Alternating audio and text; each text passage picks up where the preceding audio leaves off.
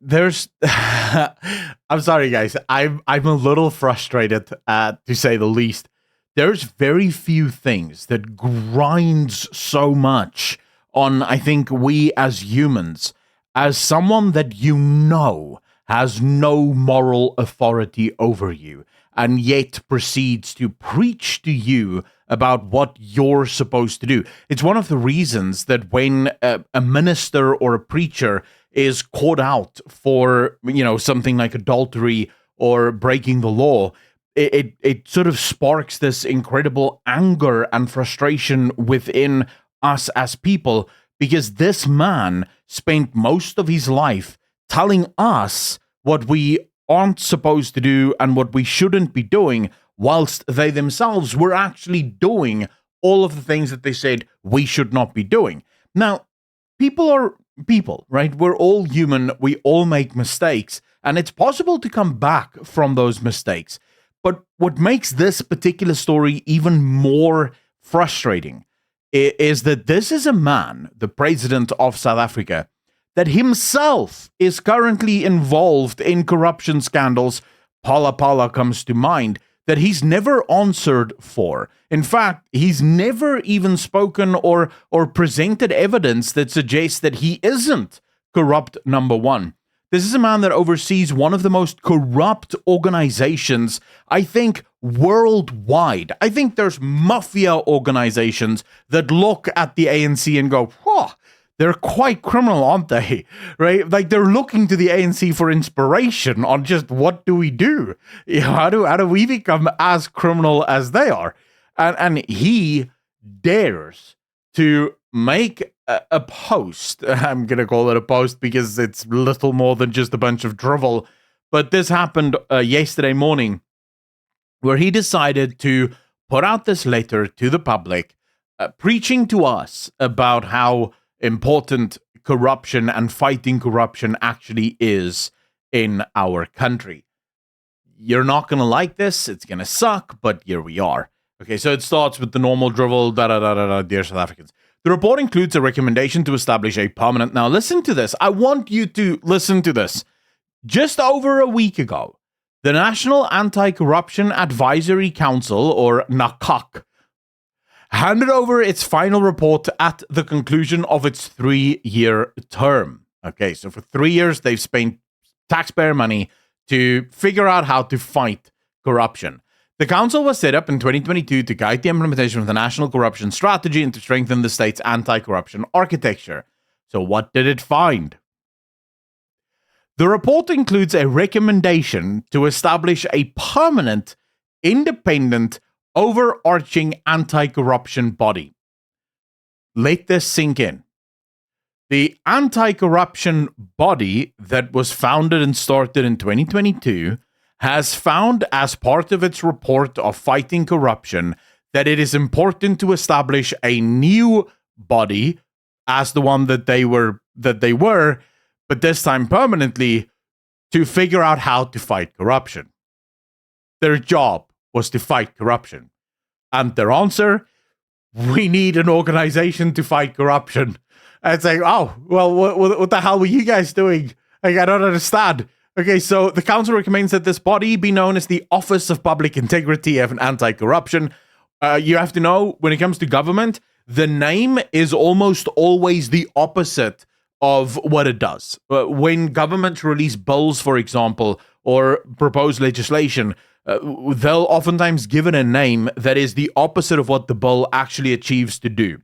If, for example, the government releases an anti-inflation bill, that bill will almost certainly increase inflation. That's usually how it works. So in this case, the Office for Public Integrity and Corruption should actually just be seen as the office that tries to figure out how to hide the corruption of the government so that the public thinks that the government is doing a good job of it. Okay, so this commission that was established, or that is recommended by this new commission, by the old commission, they would be expected to both fight corruption and prevent it from happening in the first place, which kind of, I thought that was but never mind. Okay, so the NACOC report also makes recommendations on the strengthening and coordination of law enforcement agencies, enhanced coordination mechanisms among the different law enforcement agencies, the use of artificial intelligence to prevent corruption, and the establishment of an anti-corruption data sharing framework. Now, it is important to understand when it comes to corruption. Now, the president also goes on in this one year to sort of make it clear that, it's not just government that's corrupt, there's also people that's corrupt, that's not paying taxes. So they're not paying us, so we can steal.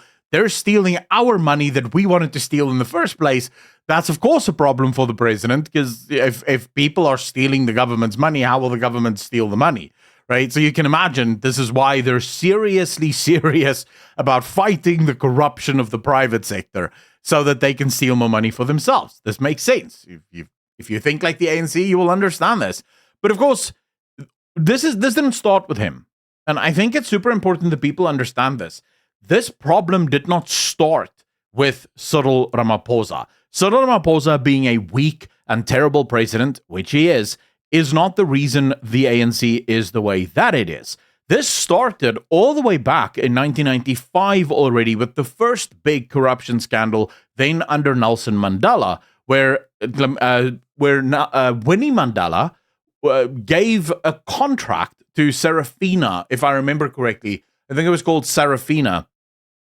And under Serafina was supposed to produce this thing for sex education. It was 15 million rand or 14 point something million rand at the time. And this was just awarded with no public process or whatever. Winnie Mandela then told Parliament that actually this was 15 million from the government, but it was matched by another private investor. So that's why the government gave 15, so that the other one gives 15, and that's 30. It turns out the company that apparently gave the other 15, when asked, was like, wait, what? We didn't give, we don't even know what you're talking about.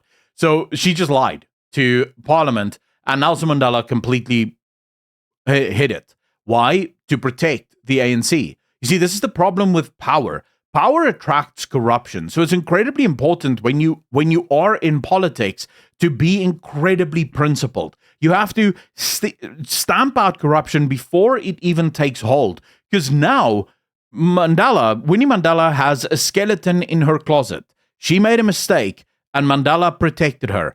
Now the next member sees that, and the next member thinks, well, I can make that mistake, because if Mandela comes after me, I can just go, bro, I'll tell everyone what you did for Winnie.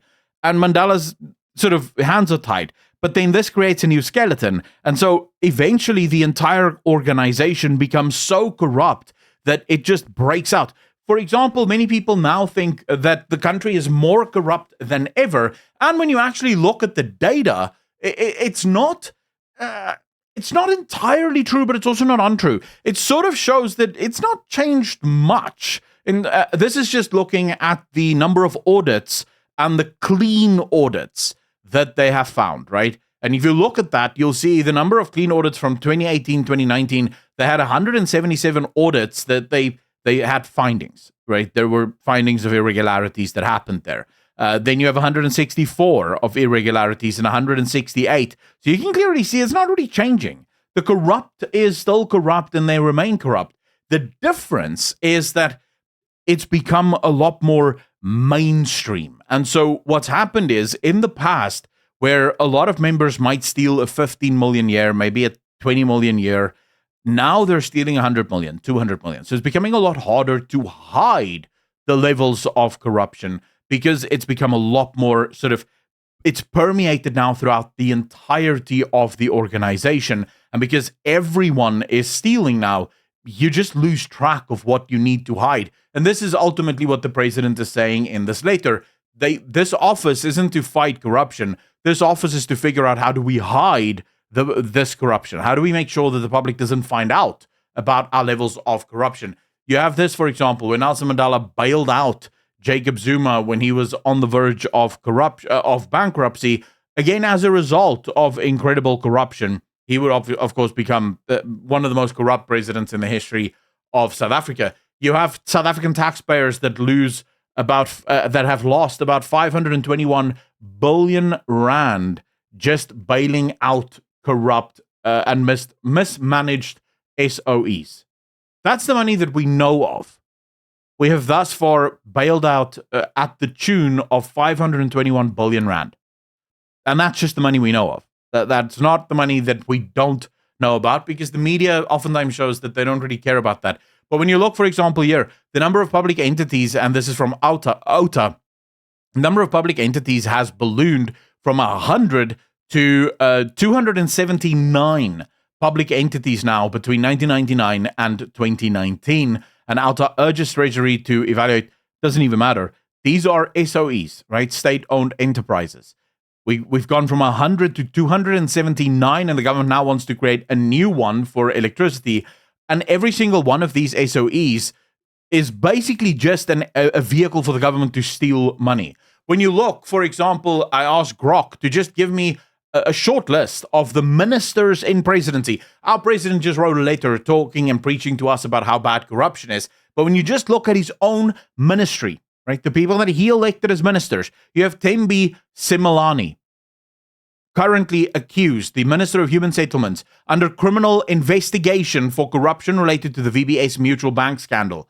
This is a minister working for the president. Senzo Mkhunu, if it wasn't for Mkhwanazi that alleged that Senzo Mkhunu is actually a criminal, right, he would still have been the Minister of Police. The man that is currently being alleged of being a criminal himself was the Minister of Police, and he's not even fired. He's on special leave, meaning he literally gets paid still, and he still has all of his benefits. Then you have Nabulu Nkabani, the former Deputy Minister of Human Settlements, of course, resigned in July 2025 amid a Hawks priority crime investigation into cadre deployment corruption, lying to Parliament, and misuse of funds. The DA credited their pressure for her exit. And this was a deal between the DA and the ANC for the DA to continue to vote on the different budgets, individual budgets for the different departments. Gwedi Montashi is another one referenced in connection with ongoing probes into state capture and procurement irregularities. When you look at the actual members, you have the Zondo Commission, for example, that have found over 200 members of the ANC that are involved in massive levels of corruption. Fundamentally, you have the president of South Africa, this idiot right here, telling us about how bad corruption is when he himself oversees and runs the most corrupt organization in South Africa, and it's not even close. It's not even close. He ends it, of course, by saying corruption is much more than the result of criminal intent of a few individuals, be they government officials, elected public representatives, or business people. It can become embedded in state institutions and business enterprises and manifest itself in practices and organizational culture. The success of our efforts relies on our ability to prevent corruption in the first place in state institutions, business enterprises, or organs of civil society. Yes, you have been incapable of doing any of that. You are corrupt, number one, and it is incredibly infuriating when you, Mr. President, corrupt number one, is trying to preach to us, the public suffering under your policies, how we should all work together to try and stop corruption. How about you just resign? How about you and the ANC resign your positions as leaders of this country, dissolve your corrupt organization, and pretty much 90% of all the corruption will just go away overnight. That sounds to me like a great idea. I can do this for free. I don't need 3 years to do this. I don't need a whole commission. There doesn't need to be a new anti-public office or office for public integrity and nonsense. Just that. Do that and you solve about 90% of all the corruption in this country. Let me know in the comment section down below. If you like what I do and you want to see more people have access to the content that I make, please consider hitting that like button, hitting that subscribe button, and leaving a comment because it truly does help. Massive shout out and thank you to all of the patrons and the YouTube channel members for all of your support. If you want to become a patron, just hit the link in the description down below or the join button right below this video. As always, be good to each other, be kind to each other, and I will see all of you in the next one. Peace.